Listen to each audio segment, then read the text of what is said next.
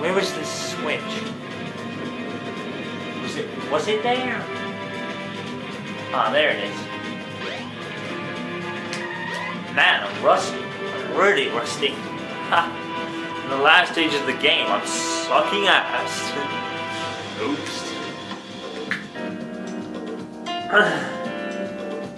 I think I once said I hated this level. I probably did at the time, but I've really grown to like it. Well, that's really because I know what I'm doing now.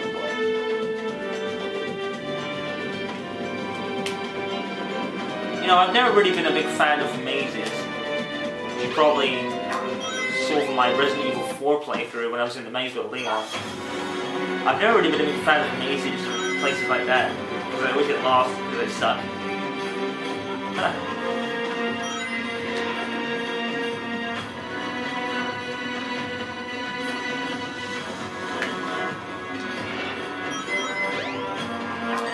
Ow! Ah! Right here.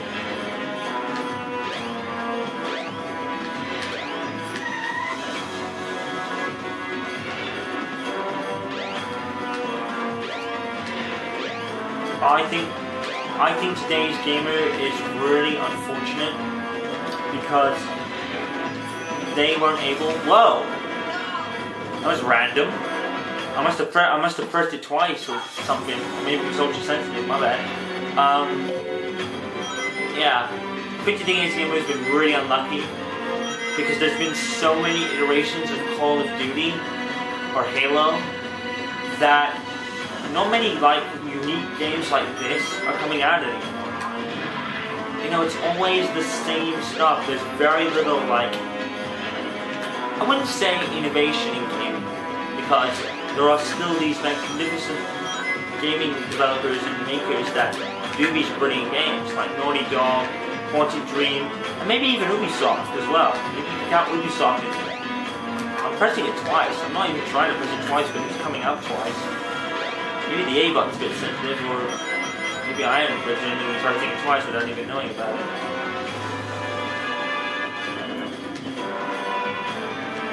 So I wouldn't say that's no innovation left, because there's still Ubisoft, there's still Naughty Dog or Quantic Dream.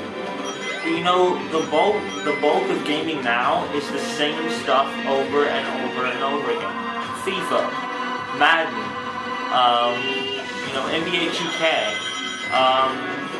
the sports titles. Generally you can be more forgiving to sports titles because they're meant to be the same. They're not meant to really innovate so much. The only thing you really would upgrade in a FIFA game is generally the graphics and maybe the gameplay. You know, games like Call of Duty that look like the same every year. I mean, even Call of Duty Ghosts on PS4 is nowhere near as much different as you probably think it would be, or probably even should be. You know what I mean? You think Call of Duty Ghosts on the PS4 with all the new technology. Now, let's face it, Call of Duty Ghosts was like pre-made. You know, what they did was they pretty much copied last gen and stuck a new paint job on it with the next generation graphics. So, and that was what Ghost was going to be on next gen anyway. It'll be interesting, I think, to see with the next Call of Duty, whether it be from Sledgehammer or anybody. I think Sledgehammer is doing it. It'll be interesting to see how different it is to all the other Call of Duty games. And I think if Sledgehammer does exactly the same thing everyone else has done with Call of Duty, I don't know if it's going to sell the game. Like I said, Call of Duty has now reached this point where no one cares about it anymore. It finally is getting, even for the cost. There will be the diehard fanboys that will buy it regardless, but a lot of the fanboys are being turned off. You know, even the fanboys are starting to realize that this is the same game. I'm getting bored of this. I did this last year. I guess I said Halo, but I think with Halo, you can kind of forgive it, because Halo kind of takes its time, in a sense. Because Bungie and 343 and whoever were actually great game makers. And oh shit, oops. That sucked.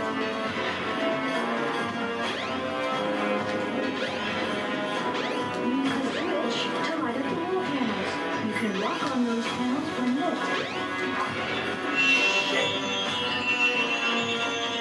That sucked. So I think with Halo,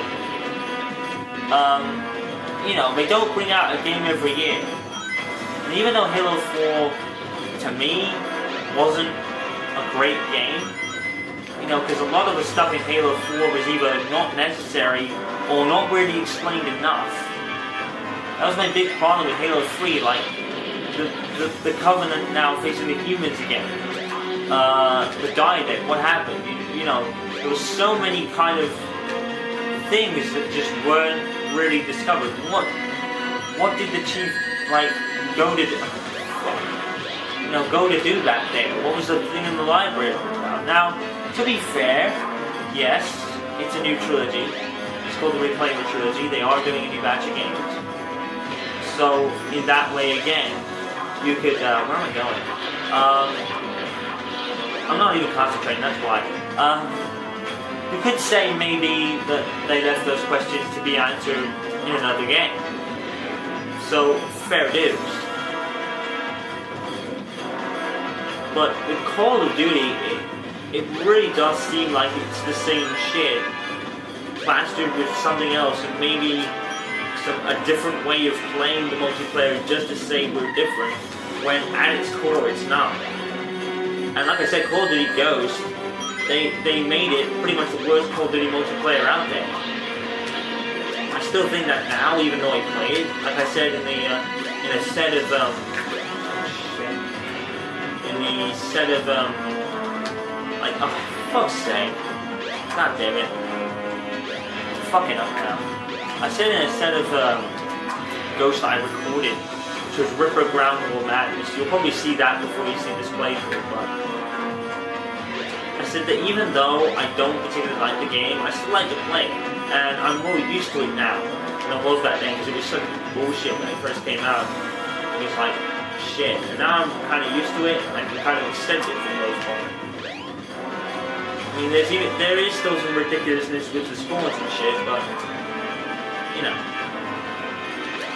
it isn't that bad. It's not a horrible game, but it's the worst Call of Duty game, I would say. It's the worst Call of Duty game out there. It's not the worst game ever. Now, if it's Call of Duty, I don't think Call of Duty will ever be considered the worst game ever made.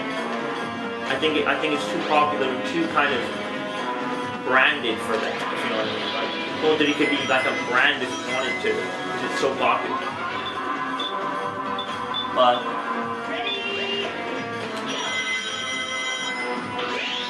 oh shit, I jumped. That was almost a bad move. I could have totally died. Shit. That was an epic fail because I was too busy talking about random stuff and not concentrating on the game. No, I'm kidding. Yeah, not bad. It's this stick. It's a bit weird to me because I never really played the GameCube hardcore. Like I said, my older sister, was really into it, but.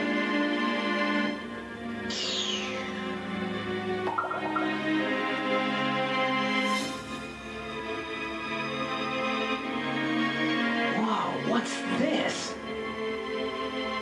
A mural. I never knew what that was.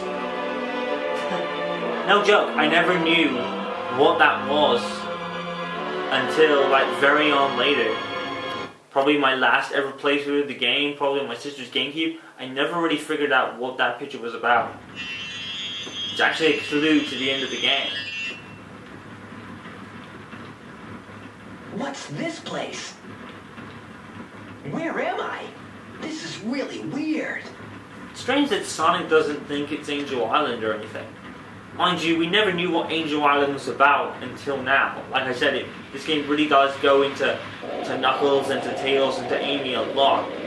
You know, I mean, there are shades of differenceness in Sonic, but Knuckles, Tails, and Amy got the biggest character development. Well, Tails and Amy got the biggest character development, and Knuckles got the biggest explanation of his heritage and his origin and why he's Guardian of the Master Emerald and all that sort of stuff. I mean, you kind of get answers to questions people had about Knuckles.